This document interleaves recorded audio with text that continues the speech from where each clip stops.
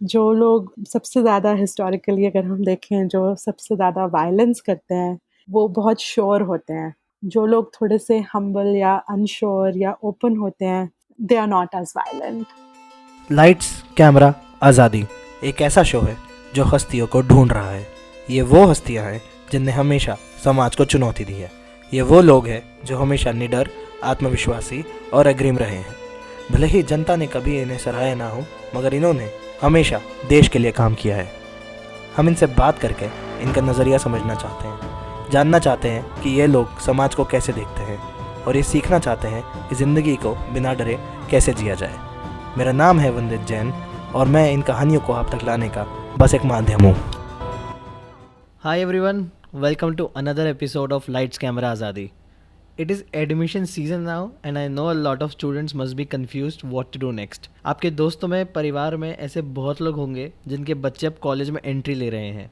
As usual एक major middle class का तबका इंजीनियरिंग चूज़ कर रहा है एज वी स्पीक। ये स्टेटस को बहुत सालों से बना हुआ है। आई थिंक 2001-2 से जो इंजीनियरिंग की वेव आई थी उसमें काफ़ी लोग बह गए और बहते चले गए। सवाल ये नहीं है कि क्या इंजीनियरिंग एक बुरा या एक ख़राब डिसिप्लिन है, एक वो बहुत शानदार डिसिप्लिन है। अगर आपको इसमें इंटरेस्ट है तो आप दुनिया में वाकई में बहुत कुछ कर सकते हैं। क्या इसका मतलब यह है कि दूसरे डिसिप्लिन इतने अच्छे नहीं हैं? हमें बचपन से अक्सर ये सिखाया जाता है कि आर्ट्स डफ़र लोग लेते हैं जो पढ़ नहीं सकते, जिनके मार्क्स नहीं आते। एक सोशल स्टिग्मा सा बना हुआ है आर्ट्स एजुकेशन के अराउंड। आई थिंक ये धारणा गलत है। In fact if I would go back in time, I would educate myself more about humanities and the scope and thinking it offers.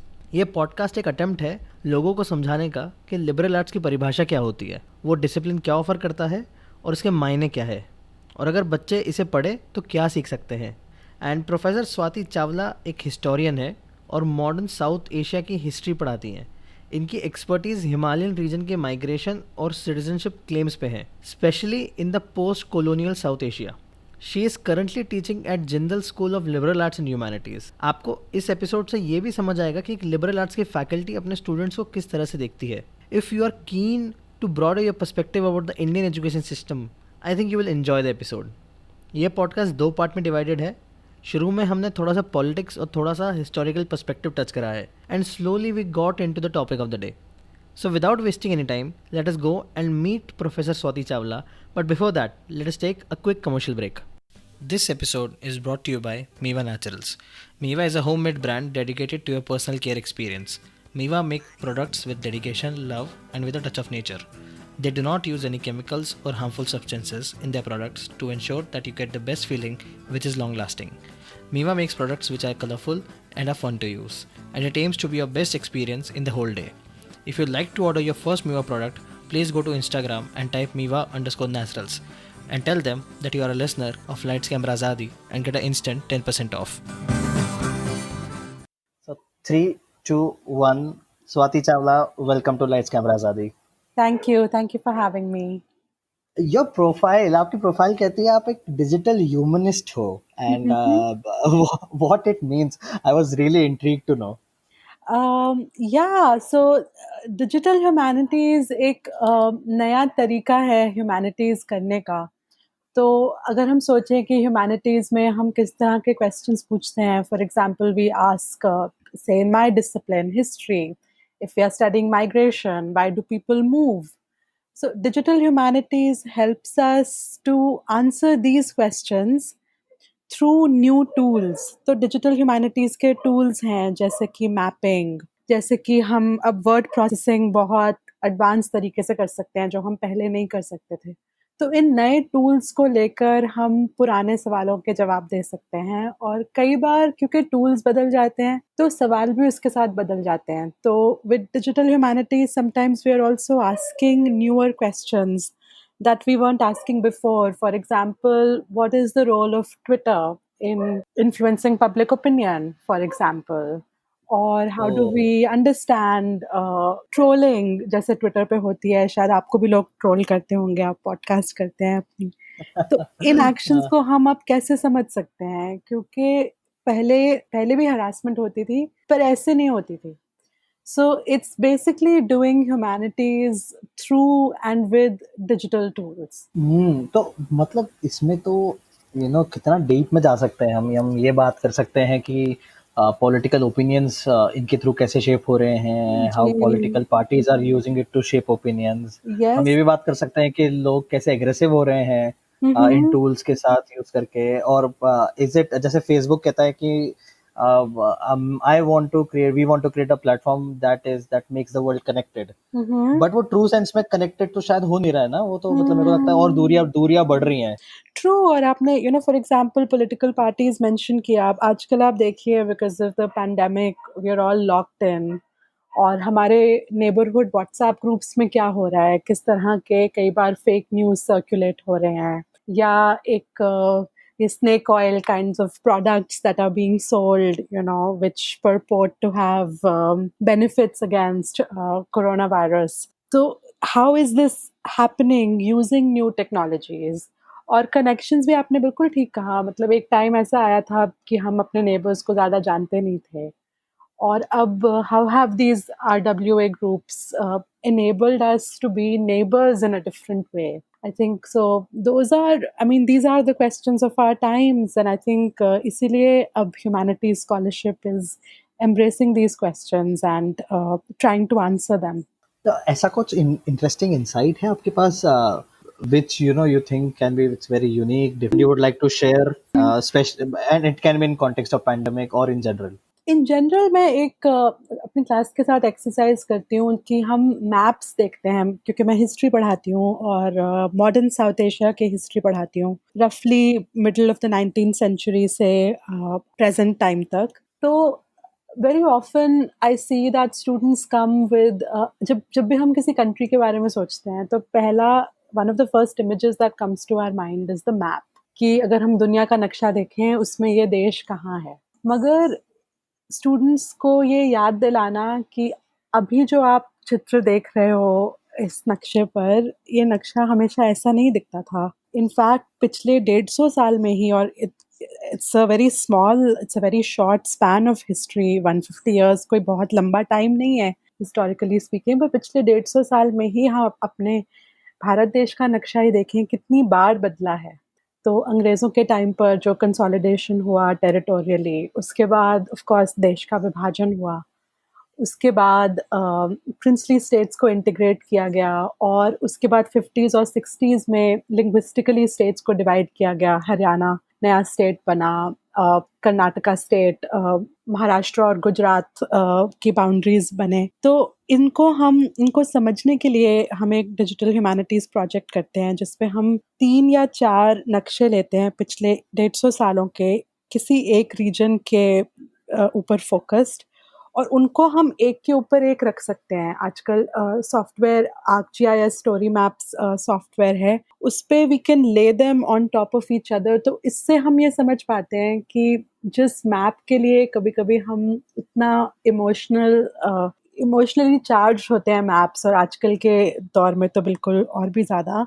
But these maps actually came about at some point in history. ये हमेशा ऐसे नहीं थे, और शायद ये हमेशा ऐसे नहीं रहेंगे। अब आपके और मेरे लाइफ टाइम में ही हमने देखा इंडिया में कितने नए स्टेट्स बने, झारखंड बना, छत्तीसगढ़ बना, उत्तराखंड फॉर एग्जांपल। तो ये स्टेट और national borders have changed in history. तो इसको अब हम डिजिटल ह्यूमैनिटीज़ टूल्स के साथ एक बहुत इंटरेस्टिंग और बहुत एक्सेसिबल तरीके से देख पाते हैं। तो एक ये प्रोजेक्ट मेरे स्टूडेंट्स करते हैं। Very interesting. ये इस पे तो मेरे को लगता है एक पूरा एक सेपरेट एपिसोड हो सकता है। हाँ, बिल्कुल। और विजुअली भी देख सकते हैं साथ-साथ, या ट्विटर थ्रेड, या कैसे भी I'd love to talk about it. तो आपके थोड़ी सी आपकी आप हिस्टोरियन हैं, तो आपकी भी थोड़ी हिस्ट्री बताएंगे कि आप कहाँ से आपकी जर्नी शुरू हुई, अभी जी, आप क्या कर रहे हैं, और then will maybe discuss more of what you do. जी। इनफैक्ट मैं जब अपनी रिसर्च की बात करती हूँ, तो मैं कहती हूँ कि उसमें I answer 2 questions in my research. One is why do people move? लोग एक जगह से दूसरी जगह क्यों जाते हैं? हम एक ही जगह क्यों नहीं रहते अपने पूरे जीवन? And the second is how do we answer this question, where are you from? तो अभी आपने भी मुझे ये पूछा, अपने बारे में बताइए, आप कहाँ से आए? आपकी क्या हिस्ट्री है? और इस सवाल का जवाब जैसे लोग देते हैं that's actually one of the things I study. तो मैंने इस पे बहुत सोचा। तो मैं जब यूएस में थी, अपनी पीएचडी कर रही थी अभी, तो मुझे कोई पूछता था वेयर आर यू फ्रॉम, तो मैं कहती थी I am from India. But जब मैं यहाँ होती हूँ तो मैं थोड़ा सा डिटेल में जाके बताती हूँ कि मेरी फैमिली एक्चुअली पार्टीशन के बाद we are from undivided Punjab. Lahore के पास एक छोटा सा शहर है सरगोधा नाम से, वहाँ पे मेरे दादा दादी नाना नानी चारों वहीं से आए थे। वहाँ से दिल्ली आए थे पार्टीशन के कुछ समय बाद, और तब से हमारी फैमिली दिल्ली में है। और मेरा जो इंटरेस्ट है माइग्रेशन में, ये वहीं से शुरू हुआ, because I grew up on these stories of migration, of the partition, of religious persecution, making a new home. क्या आप छोड़ आते हो पीछे और क्या आप अपने साथ लेकर आते हो और क्यों। तो इन सवालों से आई थिंक मैं बचपन से ही जूझ रही हूँ बिकॉज ऑफ माय बैकग्राउंड। और उसके बाद जब मैं बीए कर रही थी तो मुझे एक बहुत अच्छा मौका मिला to spend a whole summer in a Tibetan Buddhist nunnery. तो एक स्पिकमके का प्रोग्राम होता था तब, अभी भी है शायद, गुरुकुल नाम से। तो उसमें आप अप्लाई करते हैं और दे हैव डिफरेंट गुरुज। उनमें से एक हैं his holiness the Dalai Lama, जिनका एक्चुअली अभी मंडे को 6 जुलाई को उनका 85th बर्थडे है। तो मैंने अप्लाई किया to be under him in the gurukul और मैं सिलेक्ट हो गई। तो मैंने एक पूरा समर ब्रेक एक ननरी में बिताया, नन्स के साथ, टिबेटन बुद्धिस्ट नन्स के साथ। तो वहाँ से मेरा इंटरेस्ट आया बुद्धिज़्म में और टिबेटन एग्ज़ाइल में, कि तिब्बती लोग क्यों तिब्बत छोड़कर इंडिया आए, इंडिया क्यों आए, कहीं और क्यों नहीं गए, इंडिया और तिब्बत का क्या कनेक्शन था हिस्टोरिकली, और इस एक्सपीरियंस से हम क्या जान सकते हैं अपने मॉडर्न प्रेडिकेमेंट के बारे में। कि अगर हम सोचें कि आज दुनिया में 2 इम्पॉर्टेंट बुद्धिस्ट लीडर्स, एक his holiness the Dalai Lama और एक थिक नाथ हान जो वियतनामीज मंक हैं, दोनों ने अपना पूरा जीवन, या सॉरी अपने जीवन का बहुत लंबा हिस्सा एग्जाइल में बिताया। थिक नाथ हान ने फ्रांस में और दलाई लामा जी ने भारत में। तो इनके एक्सपीरियंस से हम अपने बारे में, हम क्या अपने समाज के बारे में और आज के कंडीशंस के बारे में, what can we learn?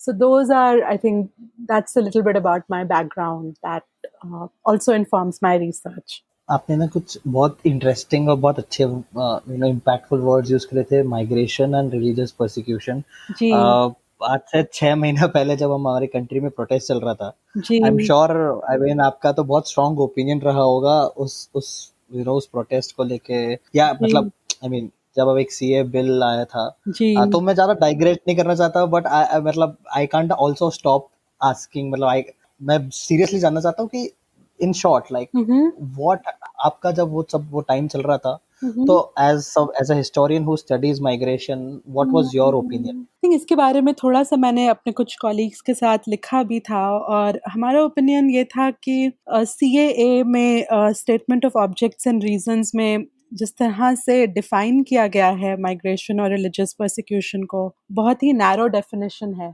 तो अगर हम एक्ट को पढ़ें तो लगता है कि इसमें कोई प्रॉब्लम नहीं है, कि अगर कोई शोषित है और अगर कोई अपने राइट्स जिसको नहीं मिले हैं, वो वंचित है, उसको हमारा देश अगर शरण देना चाहता है तो ये बहुत ही गर्व की बात है। इनफैक्ट मैं जब इंडिया से बाहर होती हूँ और मैं जब भी बात करती हूँ टिबेटन्स के बारे में, तो मुझे बहुत गर्व होता है कि नेहरू ने 59 में दलाई लामा जी को शरण दी, और उसके बाद पिछले 60 साल तक भारत ने तिब्बतियों को शरण दी।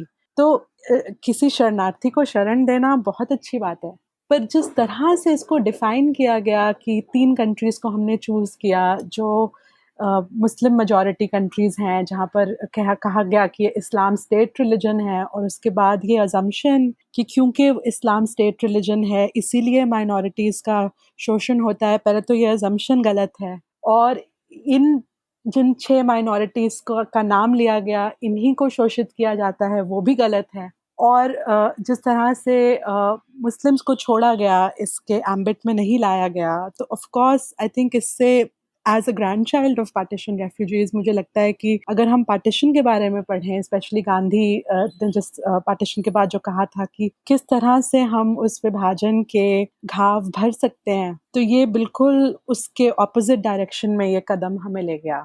तो ऑस्टेंसिवली अगर एक्ट को पढ़ा जाए तो उसमें कुछ प्रॉब्लम नहीं लगती, किसी शरणार्थी को शरण देना, इसमें कोई प्रॉब्लम नहीं है। इनफैक्ट बुद्धिज्म में कहा गया है कि हम मानते हैं कि अभय दान, the gift of fearlessness, it's one of the greatest gifts. तो अगर हमारा देश किसी शरणार्थी को अभय दान देता है जो यहाँ पर बिना भय के रह सकते हैं, तो वो बहुत अच्छी बात है।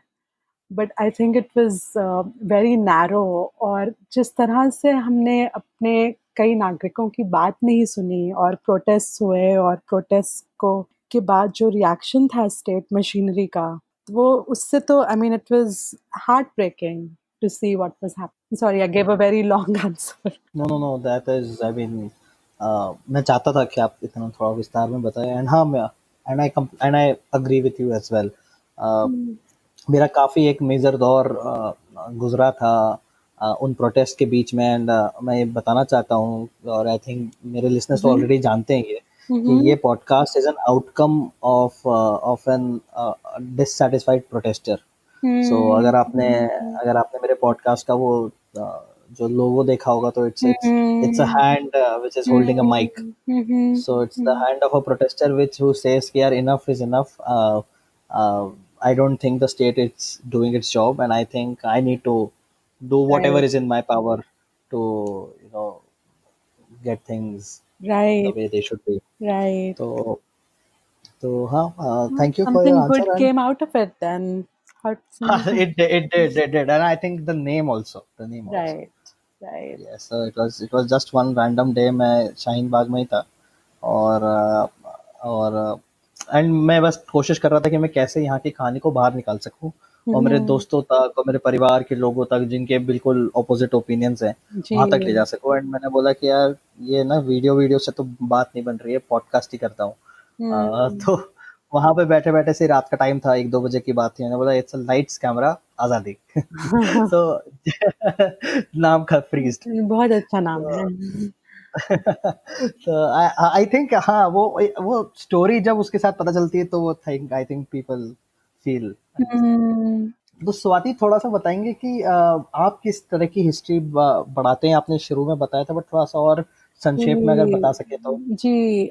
तो ज़्यादातर मैं हिमालयन रीजन्स के बारे में पढ़ाती हूँ, तो तिब्बत, भूटान, सिक्किम, और to a lesser extent also Ladakh, Tawang, Nepal. तो मेरा जो मैंने तिब्बती भाषा भी सीखी 4 साल जब मैं अमेरिका में थी। तो ज़्यादातर ये जो टिबेटन स्पीकिंग रीजन्स हैं, इनके बीच में क्या कनेक्शंस थे इंडिपेंडेंस से पहले और इंडिपेंडेंस के बाद, भारत का क्या रवैया रहा इन देशों की तरफ। तो तिब्बत की तरफ और सिक्किम, आपके लिसनर्स को शायद पता होगा, या जो बहुत यंग है शायद उनको नहीं भी पता होगा कि Sikkim actually was the last state to join the Indian union.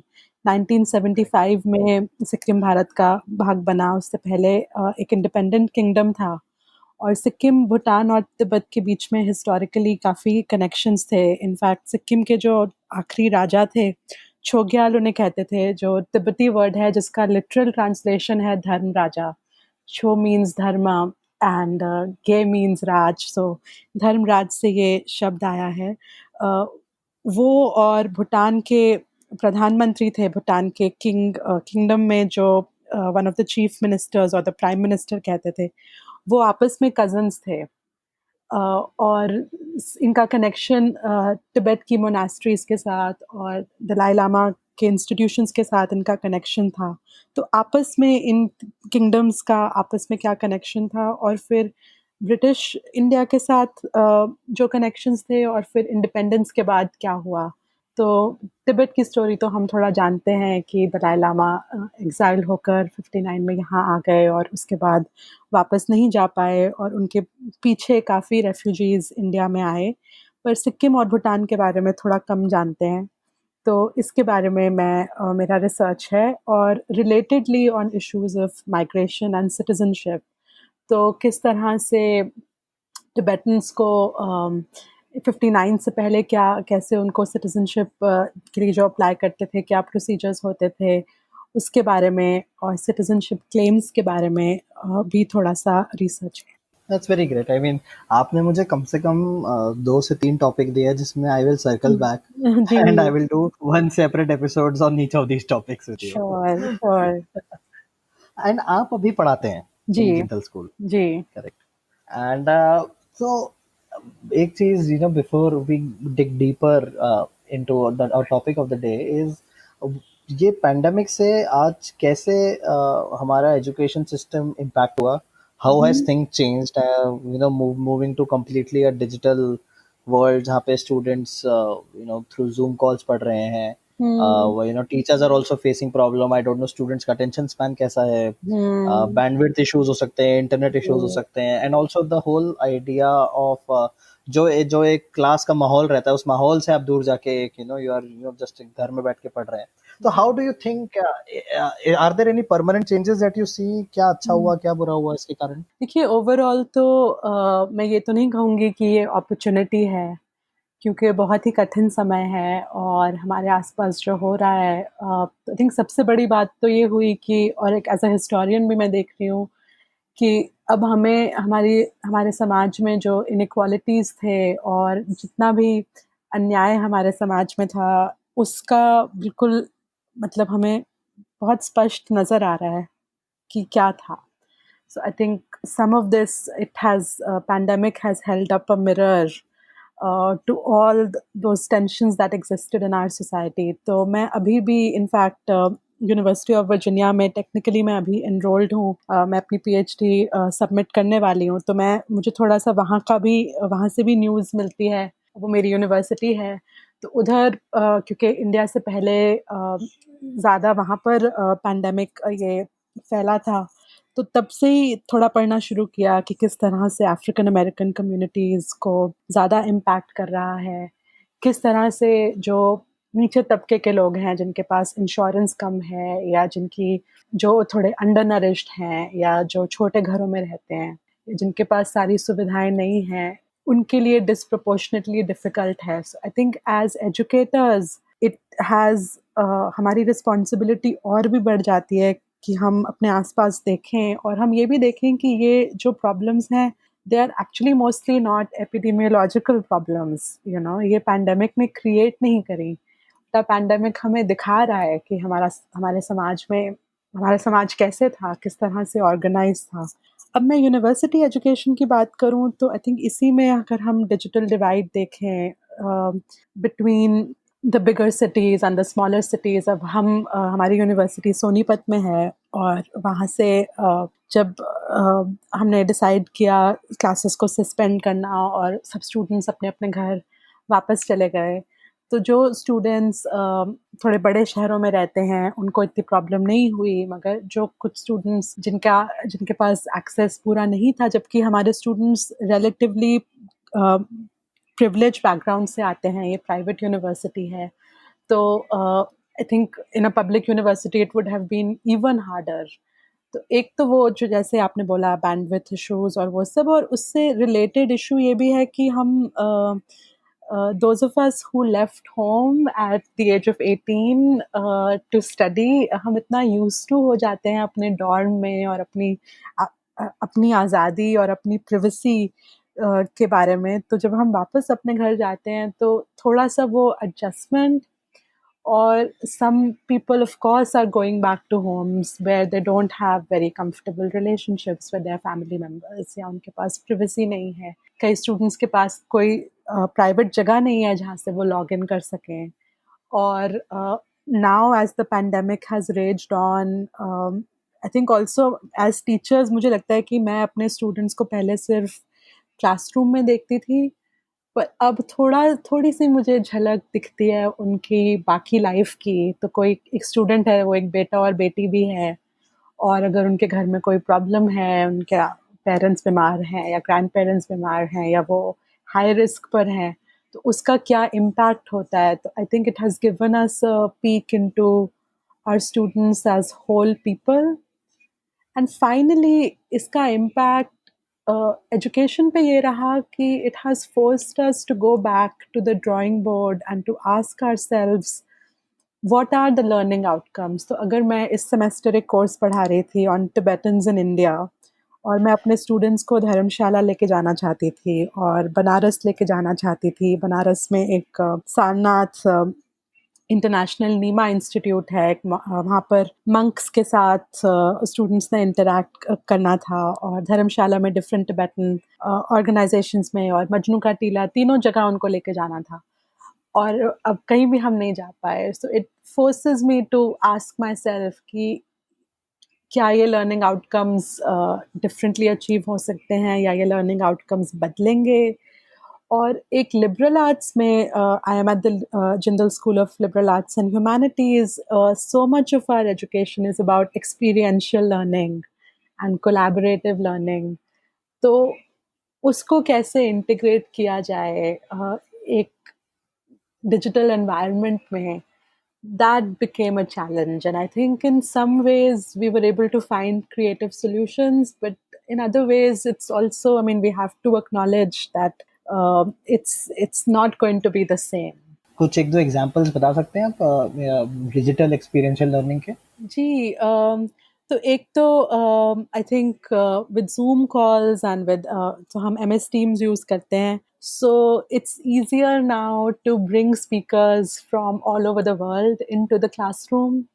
तो पहले ये पॉसिबल नहीं था। तो कई and it's also possible to bring people, you know, who wouldn't have been able to travel to campus. तो मैंने एक टिबेटन बुद्धिस्ट फीमेल ट्रेडिशन में एक कुछ साल पहले एक बहुत इम्पॉर्टेंट डेवलपमेंट हुई कि नन्स के लिए एक PhD प्रोग्राम स्टार्ट किया गया, जो पहले सिर्फ मंक्स कर पाते थे, अब नन्स भी कर पाती हैं। तो उस प्रोग्राम से अभी तक सिर्फ 40 ग्रेजुएट्स निकले हैं। तो पूरी दुनिया में सिर्फ तकरीबन 40 नन्स हैं जो at the equivalent of the PhD level तक जिन्होंने पढ़ाई करी है। तो उनमें से एक से मैं अपने स्टूडेंट्स को मिलवाना चाहती थी और वो अब टीचर हैं और उनका बहुत ही बिजी स्केड्यूल रहता है, but I think the zoom call, you know, that allowed अस, क्योंकि उनको एक ही घंटा देना पड़ा अपनी लाइफ का, बिल्कुल ट्रैवल टाइम ये नहीं करना पड़ा। So that allowed us to have that interaction. But इसका फ्लिप साइड ये है कि मैंने एक सर्वे किया एक बार अपने स्टूडेंट्स के साथ। तो मैंने उन्हें पूछा कि क्या आपका क्या एक्सपीरियंस है, और the software I used is Slido. तो स्लाइडो क्या करता है कि अगर एक वर्ड को बहुत सारे स्टूडेंट्स यूज़ करते हैं तो वो वर्ड बड़ा होता जाता है स्क्रीन पे। तो जो सबसे बड़ा हमें 2 वर्ड्स दिखे वो थे miss faces, that, you know, we are not seeing faces anymore because of bandwidth issues, or, you know, students don't have a private space, so they are logging in, जैसे आप और मैं अभी बात कर रहे हैं, हम अब एक दूसरे का चेहरा नहीं देख पा रहे, जो हम इतना टेकन फॉर ग्रांटेड लेते हैं। So that I think really बहुत बहुत टच किया मुझे वो, when they wrote miss faces। पर इसका एक आई थिंक फ्लिप साइड ये भी रहा कि मेरे कुछ स्टूडेंट्स थे जो थोड़े से कई स्टूडेंट्स होते हैं, और मतलब आप और मैं भी शायद कई सिचुएशंस में हम कॉन्फिडेंट नहीं होते या हम थोड़े से सोशली ऑकवर्ड होते हैं। तो कुछ स्टूडेंट्स के लिए इनफैक्ट ये बहुत अच्छा मीडियम बना to participate just through their voice or to participate from their homes। तो जिनको थोड़ी सोशल एंग्जाइटी थी या जो पूरा अपना मत नहीं रख पाते हैं सबके सामने, वो थोड़े ज़्यादा कंफर्टेबल लगे मुझे। तो मेरे 2 स्टूडेंट्स ऐसे हैं जिनकी मैंने पहले 7 हफ्तों में बिल्कुल क्लास में कभी आवाज़ नहीं सुनी थी, but they participated so much more in that mode. So I think that also reminded me of the fact that, you know, sometimes maybe classrooms are also not the most participatory spaces. And there are students who don't thrive in that environment, and they actually thrive in a little more private environment. और वो अपने pace पर participate कर सकते हैं। वो शायद अपना चेहरा नहीं दिखाना चाहते हर बार, पर अपनी बात कहना चाहते हैं। तो ये मीडियम उनको अलाउ करता है। तो I think that was also very touching. Wow, I mean that's wonderful actually. मैंने कभी मतलब ये तो सोचा ही नहीं कि हाँ, हाँ देयर मैंने आर भी सम नहीं पीपल सोचा था। जी, and this is learning for lifetime because now I mean there is no going back to the old model। I mean right. अभी you will also think कि what can I do moving forward कि ये दोनों type of students accommodate हो जाए। जी, जी, बिल्कुल, बिल्कुल। And I think मेरी एक टीचर थी कॉलेज में, वो हमेशा कहती थी कि those who haven't said anything probably have the most to say, which I try to remember as a teacher too, but I think कभी कभी हम भूल जाते हैं, हम अज्यूम करते हैं कि अगर कोई कुछ नहीं कह रहा तो वो इंटरेस्टेड नहीं है. But we sometimes forget what might be the other reasons. So this was a good reminder of that. अब एकदम मतलब पॉपअप क्वेश्चन दिमाग में आया कि जी. How do you think as a teacher you will be changed post the pandemic? I like to think I have become more sensitive. I also like to think I have. I think एक education का जो privilege है, ये मुझे हमेशा से मतलब याद तो रहता था, but अब और भी याद दिलाया पैंडेमिक ने कि हम कितने ज़्यादा privileged हैं, कि अगर मेरी टेंशन सिर्फ ये है कि मैं अपने रेगुलर लेक्चर को ऑनलाइन लेक्चर में कैसे कन्वर्ट करूँगी इस टाइम पे, अगर यही मेरी लाइफ की सबसे बड़ी प्रॉब्लम है, तो मेरी लाइफ कितनी अच्छी है, कितनी ज़्यादा प्रिविलेज्ड है. तो आई थिंक वो याद रखना और अपने स्टूडेंट्स को याद दिलाना, आई think this time has reminded us of that. And I think also the other thing it has reminded us of is that how much we learn from each other as teachers and as students. तो एक चीज़ जो मैं बहुत कोशिश कर रही हूँ अपनी क्लासेस में इंटीग्रेट करने की, पर शायद कभी-कभी मैं सक्षम नहीं हूँ करने में, कि पीयर लर्निंग कैसे की जाए, जो क्लासरूम में थोड़ी ईज़ी होती है. आप कहते हो चलो आप तो 3 के ग्रुप्स में डिवाइड हो जाएँ और spend 20 minutes and talk to each other. So कभी-कभी मुझे लगता था कि ये बिल्कुल वेस्ट ऑफ टाइम है और बच्चे और बातें कर रहे हैं और जो टॉपिक दिया है उसके बारे में तो कुछ बात नहीं कर रहे हैं, अपनी गपशप. बट उससे वो कितना सीखते हैं और उससे उनको कितनी खुशी मिलती है. आई थिंक दोज़ थिंग्स जिनको बहुत हम टेकन फॉर ग्रांटेड लेते थे, वो मैं शायद अब नहीं लूँगी इस एक्सपीरियंस के बाद. और एजुकेशन में हम कहते हैं कि मतलब 2 तरह के गोल्स होते हैं.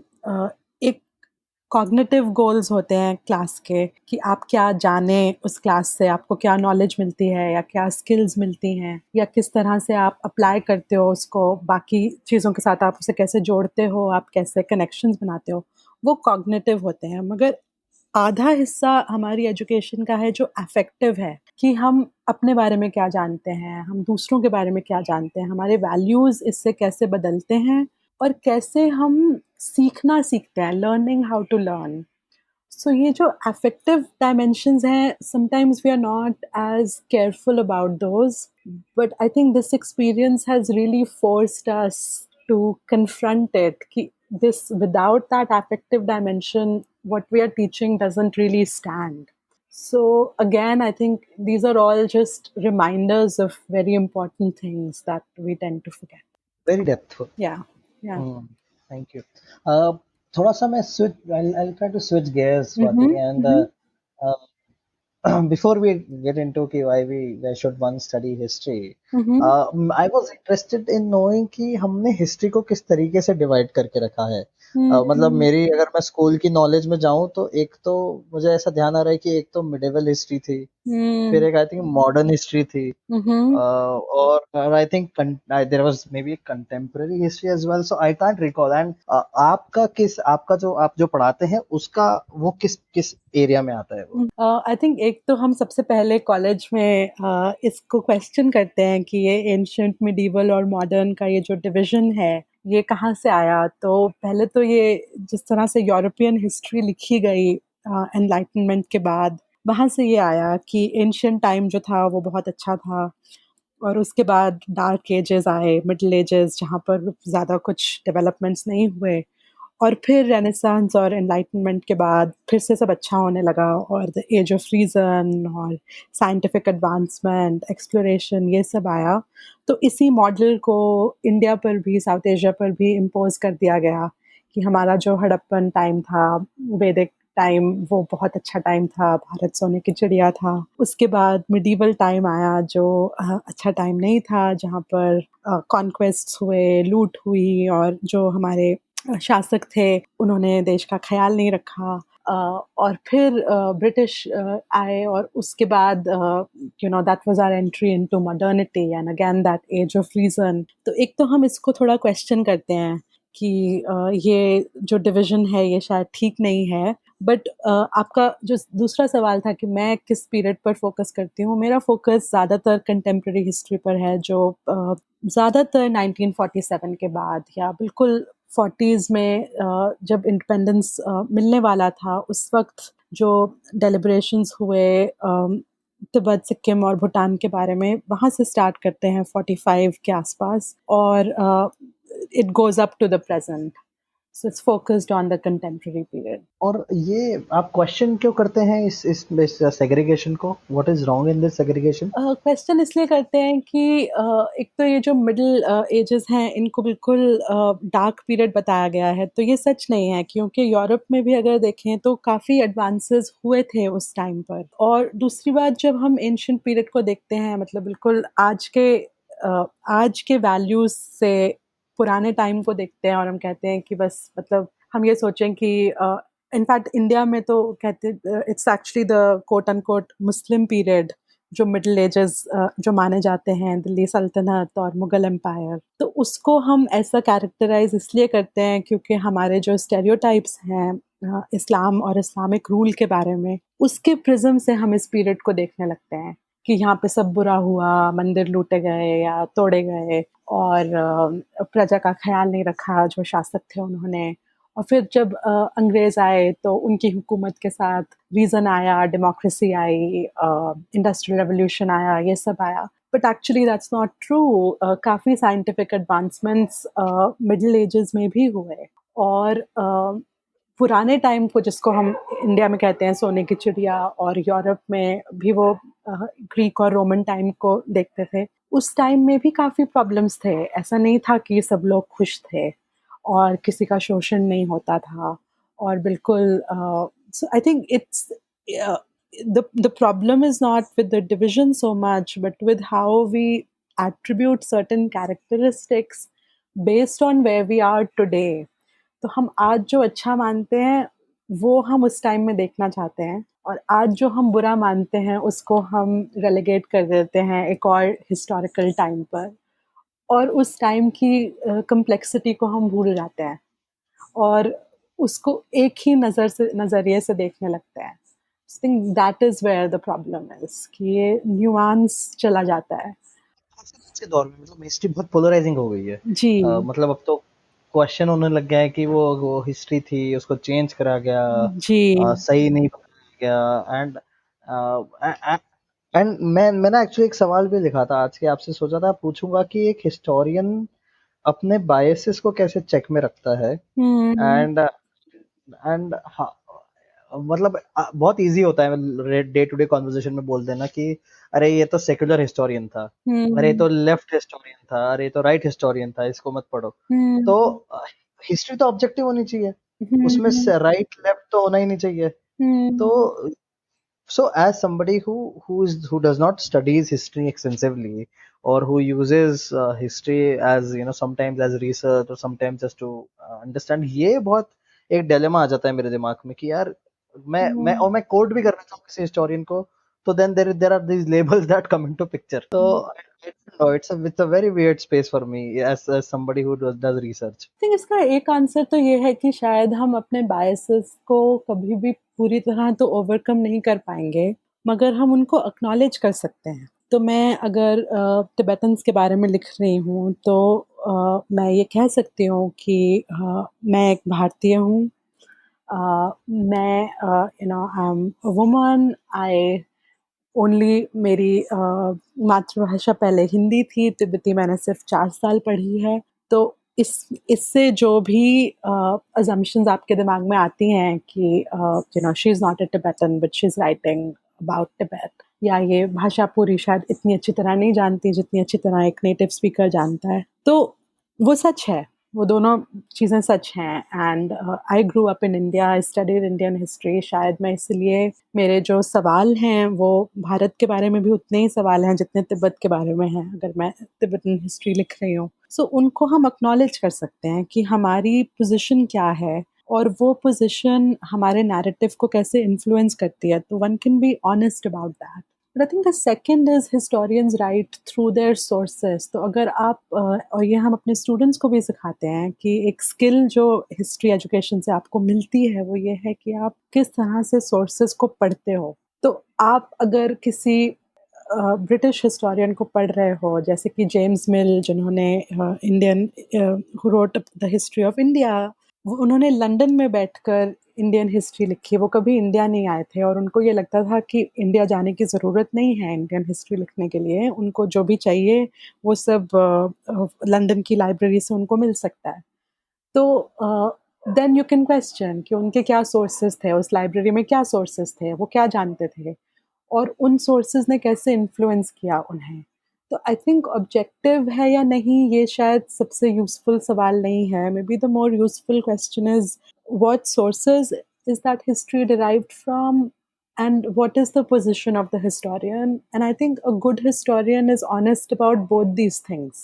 तो मैं जब सिक्किम के बारे में लिखती हूँ तो मैंने सिक्किम दरबार के आर्काइव्स को मैं एक्सेस नहीं कर पाई, तो ये मैं कहूँगी कि ये मेरी हिस्ट्री में ये एक कमी है कि मैंने इन इन मटेरियल्स को मैंने नहीं देखा, मैंने इन अलग मटेरियल्स को देखा और मैं जो कहूँगी वो उससे इन्फ्लुएंस होगा। अगर कोई चाइनीज़ जानता है और उसने तिब्बत के बारे में चाइनीज़ सोर्सेस से पढ़ा है, तो वो एक अलग कहानी बता पाएगा जो मैं नहीं बता पाऊँगी।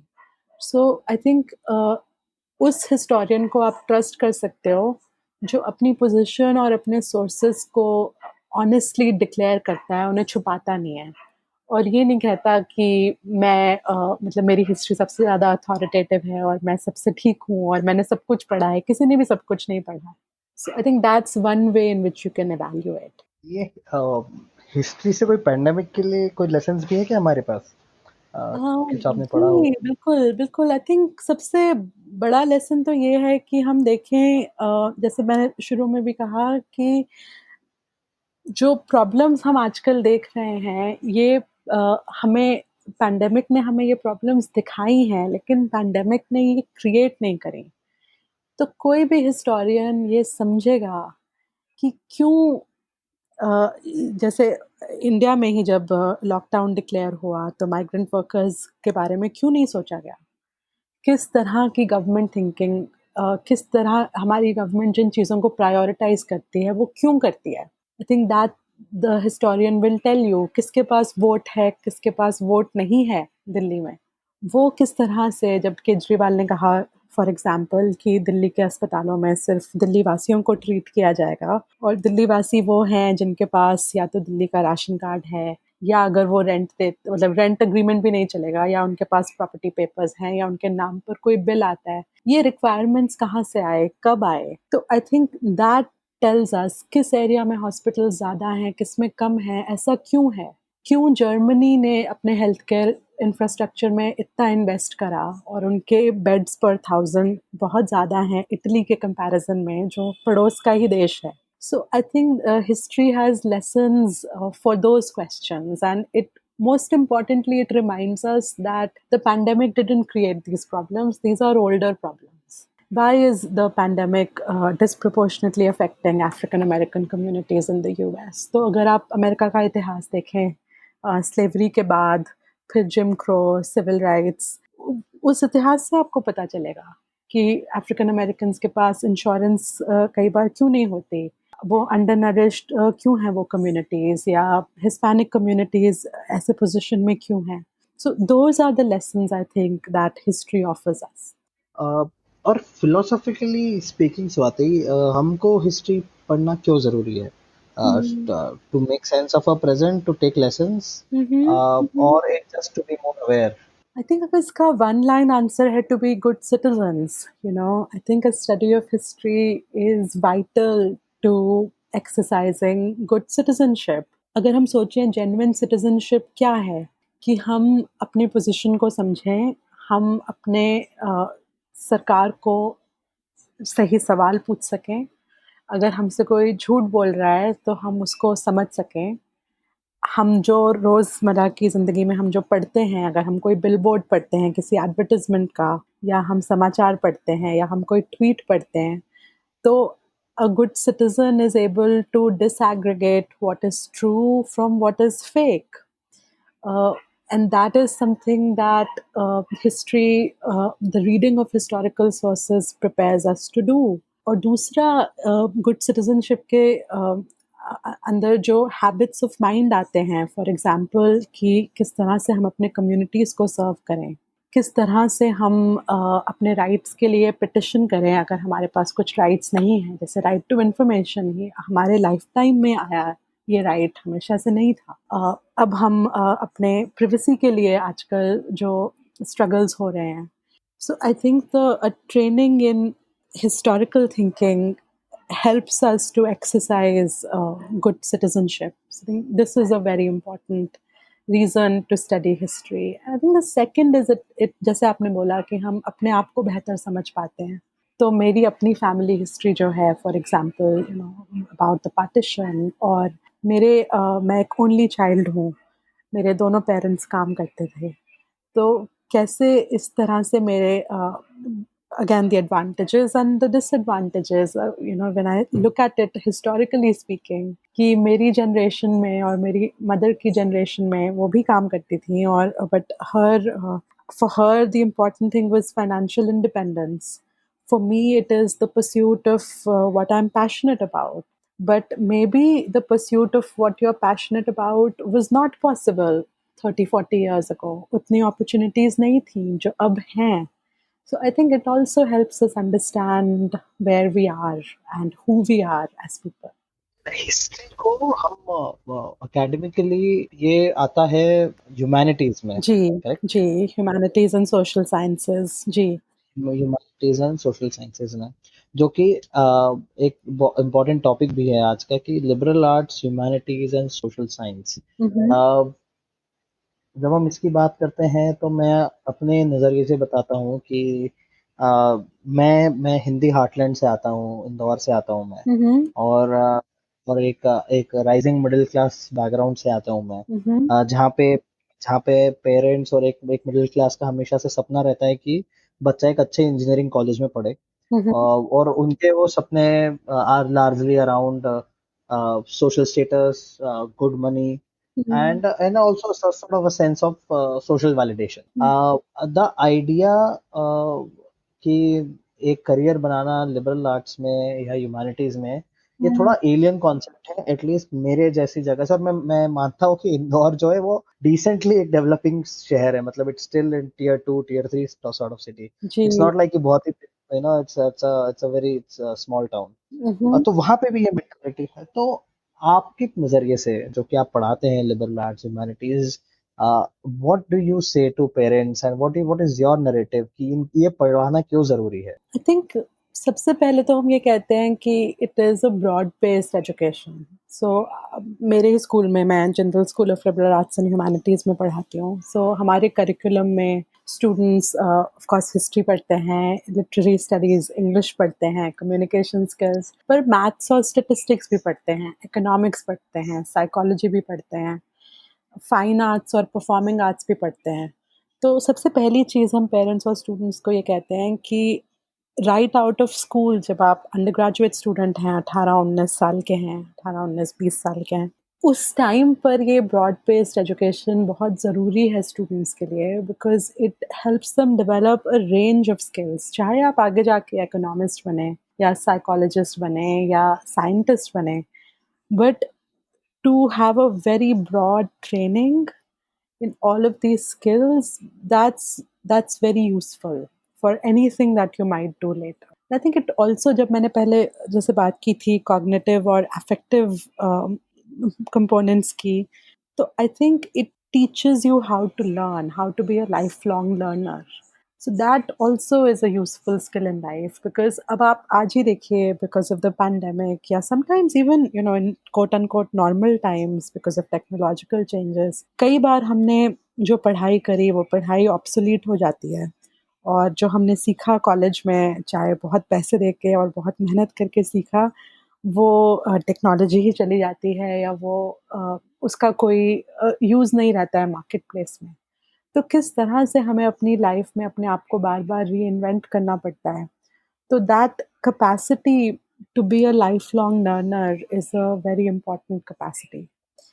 And the other thing is, of course, it helps you develop your critical thinking skills. It helps you develop good reading and writing skills, which are useful in a range of professions. कि हम जैसे मैंने बोला कि disaggregate truth from knowledge, कि आप WhatsApp पर ही कुछ पढ़ रहे हैं, वो फेक न्यूज़ है या वो सच है, आजकल आजकल के टाइम में तो that is a life and death matter, right? कि अगर किसी इम्पोर्टेंट आदमी ने जिसके 10 लाख ट्विटर फॉलोअर्स हैं का कह दिया कि आप ये दवा खाएंगे तो आपकी इम्यूनिटी बढ़ जाएगी, वो चीज़ सच है या नहीं है, वो आजकल तो जीने मरने का विषय है. So I think this education really helps you prepare to sort of be able to be a more discerning reader and thinker. Does that answer your question?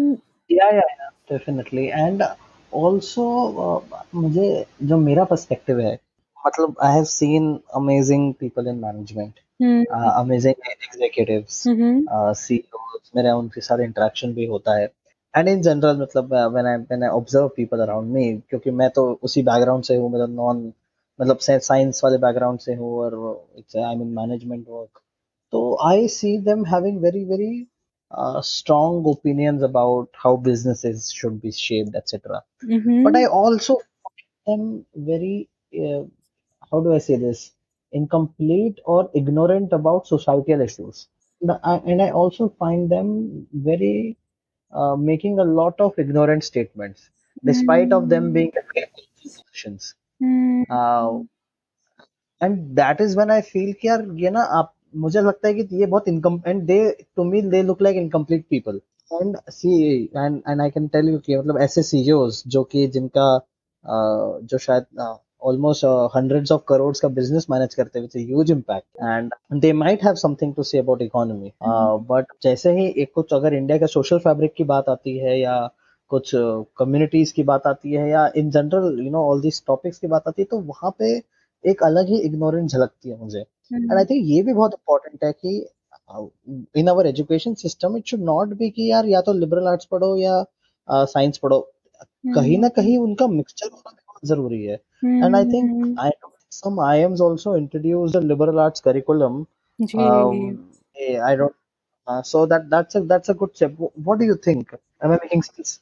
I think जब आप बोल रहे थे तो एक तो मेरे जहन में जो बात आई कि how important intellectual humility is, कि हम जो जानते हैं उनके उसके बारे में हम थोड़ा हम्बल रहें, क्योंकि हम सब कुछ नहीं जानते हैं.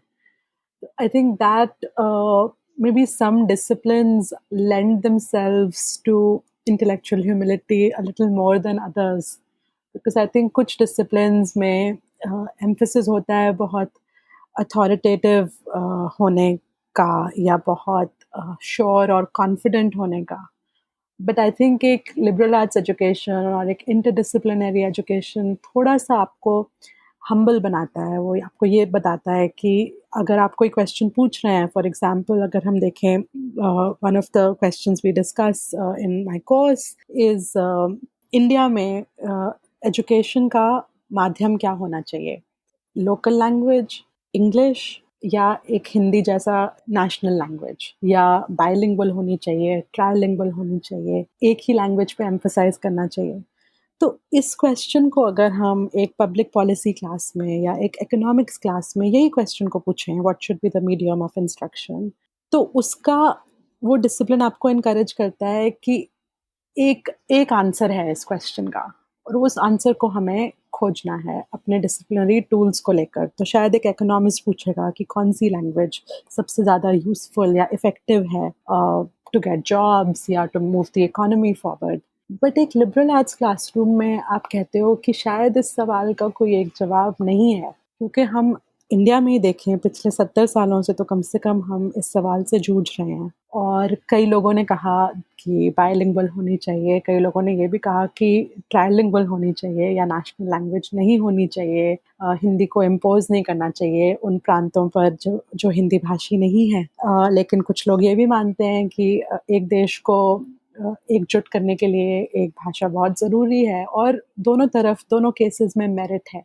So I think a good liberal arts student would be able to see that they would be a little comfortable with not resolving. तो जिस तरह से आपने कुछ CEOs की बात करी या मैनेजमेंट गुरुज जो कई बार मैं भी सुनती हूँ टेड टॉक्स में या मैं ट्विटर पे देखती हूँ कि एक वन लाइन सॉल्यूशन है काफ़ी कॉम्प्लेक्स प्रॉब्लम्स का, बट दुनिया ऐसे नहीं चलती है। तो आई थिंक हमारी एजुकेशन थोड़ा सा हमारे ग्रेजुएट्स को प्रिपेयर करती है इस कॉन्ट्रडिक्शंस के साथ जीने के लिए और अपने विचारों को किसी पर इम्पोज ना करें, दूसरी साइड को भी देखें। और कई बार तो दो से भी ज़्यादा साइड्स होती हैं, जैसे इसी क्वेश्चन में what should be the medium of instruction.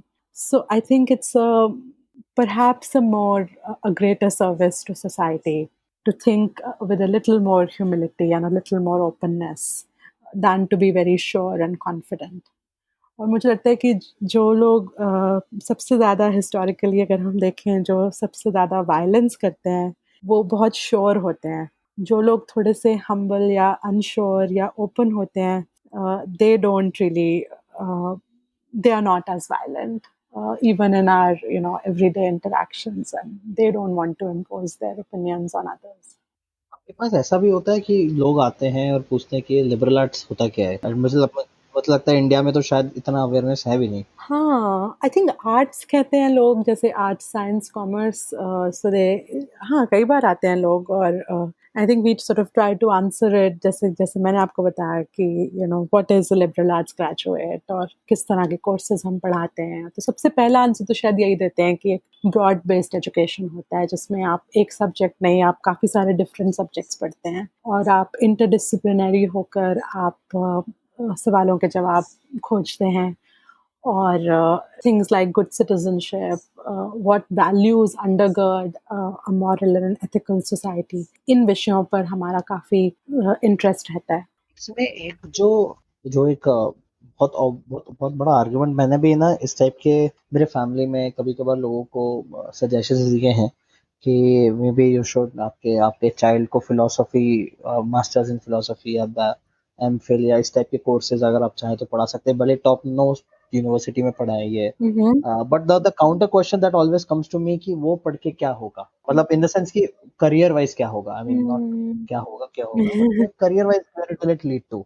And वहां पे मैं I am not able to give a very convincing answer. So really मतलब एंड ये मेरा भी सवाल है कि ठीक है, I mean this what you are saying sounds very sane and logical and convincing, but at the same time by the end of it जो कि एक इंडियन मेंटालिटी है कि, और आई थिंक सही भी है कि आपकी नौकरी कहाँ पे लगेगी, how does it help you excel in career where एक बहुत ही ज्यादा जो करियर ड्रिवन पेरेंट्स हो रहे हैं, मार्केट तो करियर ड्रिवन तो है ही, तो वहाँ पे आप how do you answer that?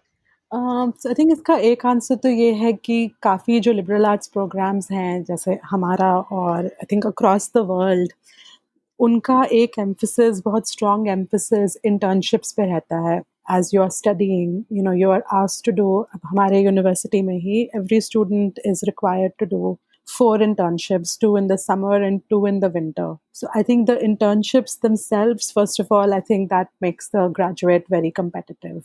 Because एक तरफ तो उनका एक ब्रॉड बेस्ड एजुकेशन हो रहा है और साथ साथ उनको थोड़ा सा as the course progresses from first to second to third semester their interest begin to crystallise a little and they are able to explore these different interest through a range of internships. तो जब आप graduate होते हो तो तब तक आपको आपने 4 अलग जगह पर काम करा है, आपने काफ़ी सारे डिफरेंट सब्जेक्ट्स पढ़े हैं, तो जब उस नॉलेज और स्किल और एक्सपीरियंस के साथ आप जाते हो at an interview table, you sound more convincing. And then अगर आप आंकड़े ले लीजिए, जैसे Association for American Colleges and Universities, उनकी स्टडीज़ ने ये बताया है कि overall liberal arts graduates tend to advance and remain employed much longer with companies because unki both field specific skills plus the broadness of skills makes them very competitive job market candidates.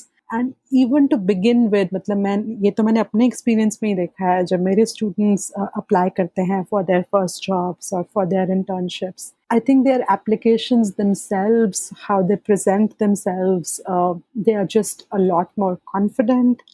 They are more aware because of this broad based education. So they always tend to get hired uh, preferentially over those who've studied a more narrow, sort of like a more narrow or siloed education. So I think ये बिल्कुल गलत है कि liberal arts candidates are not competitive in the job market. Statistically it's untrue, और ये आप बहुत easily, you can pull out the statistics and show those to the parents. और हमारी यूनिवर्सिटी में भी हम जब ओपन हाउसेस करते हैं और पेरेंट्स ये सवाल पूछते हैं तो we are able to present them the figures from our career services और from a broad range of surveys that show that our graduates are actually very competitive for a whole range of jobs and also for a whole range of master's programs. मेरी कई students हैं इसी साल जिन्होंने graduate किया. They got admitted to the London School of Economics for either master's programs in psychology or political science, international relations. So again, by year 2 or 3, when their interests have crystallized and they start writing their majors thesis, those then become the foundation for further studies. Some have gone on to do into graduate programs, into PhD programs. So I think we are able to very easily show, with data, how actually some of these concerns are not, they are valid concerns, and parents would have these concerns, but they are actually not true. और uniqueness कैसी रहती है curriculum की from जैसे मैं engineering background से आता हूँ तो मेरा तो सेमेस्टर 1 2 3 4 एक सेमेस्टर में आप फोकस कर रहे हो इलेक्ट्रॉनिक्स पे वहाँ पे फिर धीरे धीरे यू स्टार्ट शेपिंग ऑन कुछ कंप्यूटर साइंस में तो आर्टिफिशियल इंटेलिजेंस में जाते हो देन मशीन लर्निंग ये वो this is how it progresses and then you do coding in one semester and you learn languages in other semester and then internship and then job तो अभी एक typical engineer का 4 साल का experience रहता है but when it comes to liberal arts I think for a fact I know कि यहाँ पे the system of education is very very different शुरू में शायद आपने बताया भी था एक्सपीरियंशियल लर्निंग इज वन और कौन से तरीके हैं जिसमें the way the structure the program is very very different and learning oriented. तो हमारा जो प्रोग्राम है 3-year programme, so it's like I said 6 semesters and then उसके बीच में 2 summers और 3 winters.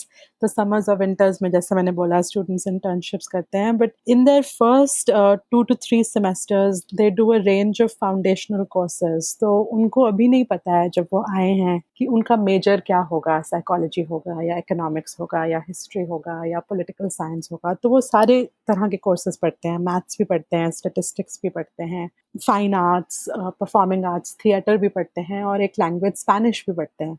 तो इन फाउंडेशनल कोर्सेज, और फाउंडेशन इन्हें इसलिए कहा जाता है because that really is the broad base that I was talking about. तो पहले 2-3 सेमेस्टर्स में वो कंपल्सरी कोर्सेज करते हैं और हमारे प्रोग्राम का जो स्ट्रेंथ है eight the Jindal school of liberal arts and humanities 3 interdisciplinary courses हैं. तो जिन कोर्सेज को जो इंस्ट्रक्टर्स पढ़ाते हैं वो डिफरेंट डिसिप्लिन से होते हैं और दीज आर को डिज़ाइंड एंड को टॉट कोर्सेज.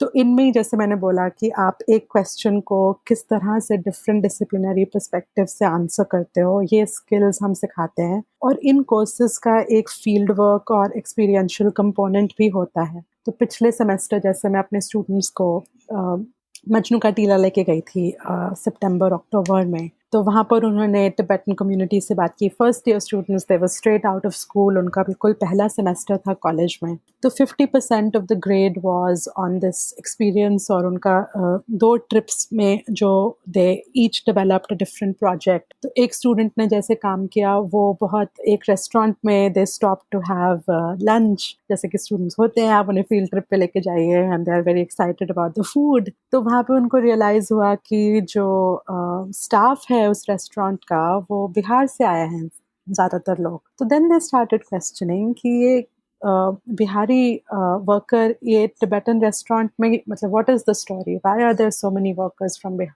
और उनका क्या, वो किस तरह से उनका एक्सपीरियंस रहा एक टिबेटन कम्युनिटी में रहने का. तो टिबेटन्स कई बार ये कहते हैं कि हम यहाँ पे गेस्ट हैं इंडिया के. दलाई लामा जी कई बार कहते हैं कि I am the longest guest of India. But here are these migrant workers from Bihar who are the guests of the Tibetan community, who are guests of the larger Indian community. So what is this guest host relationship? तो एक first year student ने ये सवाल पूछा और इसको answer किया through that course. तो पहले 3 सेमेस्टर्स में, जैसे मैंने बोला, एक फाउंडेशन हम ले करते हैं, बहुत broad foundation, and then the student decides what they want to major इन.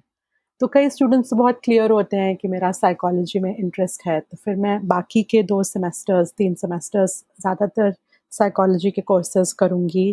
कई स्टूडेंट्स अपना मेजर, हमारे प्रोग्राम में एक ऑप्शन है सेल्फ डिज़ाइंड मेजर का. तो मेरी एक स्टूडेंट थी जो देखना चाहती थी कि बुद्धिस्ट बुद्धिस्ट इंस्टीट्यूशंस में एनवायरनमेंट को किस तरह से प्रिजर्व किया जाता है, या किस तरह से एनवायरनमेंट के बारे में सोचते हैं through the prism of religion.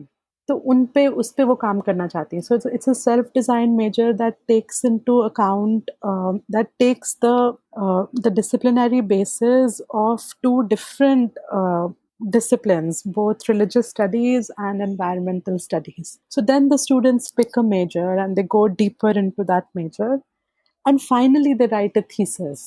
So again, this is a USP of the program, and these theses then over the last year एक सब्जेक्ट को लेकर उस पर प्राइमरी रिसर्च करते हैं, चाहे फील्ड में जाकर या एक्सपेरिमेंट्स डिज़ाइन करके. They do a lot of primary research, they read a range of secondary material on that subject, and then they write a thesis. और जो स्टूडेंट्स मास्टर्स करना चाहते हैं, then the thesis becomes the foundation for their writing samples, for their applications. But जो students they enter the job market, even there I think the thesis and that research supplies them very important connections and skills in their jobs ahead. So that's broadly how the program is structured. And I think मेरा एक जो जो more again little philosophical question कि 12th standard में I think at least I can speak for India कि there is very small percentage who is very very convinced कि उनको क्या करना है, कि this is where we want to do and this is where we want to go. And I think and the people who are not convinced and they don't know what to do, I think उनके लिए भी it's a very very fantastic field to study liberal arts, because you get to explore so many areas and topics that maybe in the next 3 years you can actually shape your learning and understand, अच्छा this is where I belong to. So Yeah, no, you're if they absolutely right. In fact, for us, हम जब अपने students का orientation करते हैं, तो as teachers, we are very happy with students who don't know what they want to do, because they have an open mind and they are curious.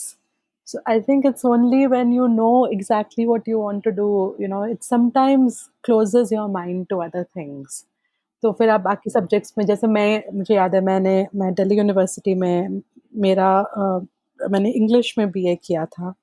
तो in fact DU में भी हमारे 2 सब्जेक्ट्स होते थे, उनको हम सबसी कहते थे, सब्सिडरी सब्जेक्ट्स. तो इंग्लिश और हिस्ट्री, मेरे लिए हिंदी और हिस्ट्री था. And I never paid any attention in those classes because it was very clear to me कि मेरा मेजर इंग्लिश है, इसमें मेरे 9 कोर कोर्सेज हैं, and these are the marks that will contribute to my grade at the end. These subsi courses don't matter, इनको बस मुझे पास करना है, और इनकी क्लास भी मैं अटेंड नहीं करती थी. But this is a completely flipped model where you have to actually pay attention to a broad range of courses. And I think if you come with that mind, not knowing what you want to do, you get a lot more out of the program than if you're very clear कि मुझे exactly यही करना है. do you also get people not from science background, या वो ये मतलब commerce वाले बैकग्राउंड से ही ज्यादातर I think लोग आते हैं? sometimes we do. मतलब मैं खुद ही I am a failed, जैसे आपने अपने बारे में बताया था कि आप लिबरल आर्ट्स पढ़ना चाहते थे, तो मैं तो 11th-12th में बहुत, बिकॉज मेरे 10th में आई परफॉर्म्ड वेरी वेल, मेरे 97-98% मार्क्स आए, तो मुझे सबने बोला कि साइंस स्ट्रीम ले लो, it will keep your options open. तो मैं भी सारे बाकी स्टूडेंट्स के जैसे कोचिंग क्लासेस में जाती थी इंजीनियरिंग के लिए, ना I failed miserably failed, and then changed streams and went to English. So there are quite a few students like that, who perhaps wanted to do the sciences for no other, not because they love the sciences, that's absolutely fine. but because they felt that that was the thing to do and that will open up a range of opportunities for them. And then they realized they got bored or they had no aptitude for it, and that's fine. And some of them come to us; they make great students. And आपके students किस type का ambition carry करते हैं? I mean and I am sure there are, because हमारी जो आने वाली generation है वो वैसे भी इन जनरल बहुत एम्बिशियस है, Mm-hmm. But have you did you got ever got a chance to or a privilege to discuss the ambitions these people carry? Mm-hmm. Like, do they want to be politicians? Do they want to be economists? Or do they just want to be an intellectual, moving forward, or academician, or something else? Mhm. I think one thing that I've noticed in the last few years, before Jindal, I was teaching at the University of Virginia in the US. There are just so many more students now who want to make the world a better place in different ways, and so many of them right after 12th standard come and say this to you, I want to make the world a better place. And they might have like ideas for startups, that's one way to go, but some of them want to work in human rights and conflict resolution and peacemaking, promoting multiculturalism. So there are, just all kinds of it. It's very heartening for me to see so many students coming in with that ambition of making a kinder, more humane world. And Swati, one last question. Do you think I will make a good liberal arts student? Oh, absolutely. I think you'll also make a good liberal arts teacher if it came to it. Oh, So you should oh really really? explore, even sharing what you know, and you're a good listener. I think that's a very important thing. Many Oh, people thank you aren't so good much. listeners. You're a sensitive listener. You're able to draw connections. So I think absolutely you would make a great student and teacher. Wow, I'll keep that piece of advice. Swati Chawla, it was a pleasure having you on Lights Camera Zadi. Such a great, open, relaxed conversation. Thank you so And much.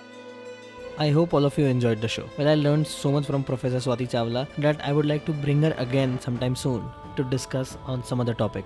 अगर आपको ये show पसंद आया तो आप मुझे Twitter पे reach out कर सकते हैं. मेरा ट्विटर हैंडल है THOONEDIT. You can email your feedback to me as well on vandit.jen@outlook.com. Lights camera आज़ादी को इंस्टाग्राम पे, यूट्यूब पे, फेसबुक पे फॉलो, सब्सक्राइब करना मत भूलिए. अगर आपका कोई रिकमेंडेशन है, अगर आप किसी गेस्ट को देखना चाहते हैं शो पे, please feel free to reach out to me. और कभी कभार कुछ फीडबैक दे दिया करो यार. Stay home, stay safe, take care. धन्यवाद. जय हिंद.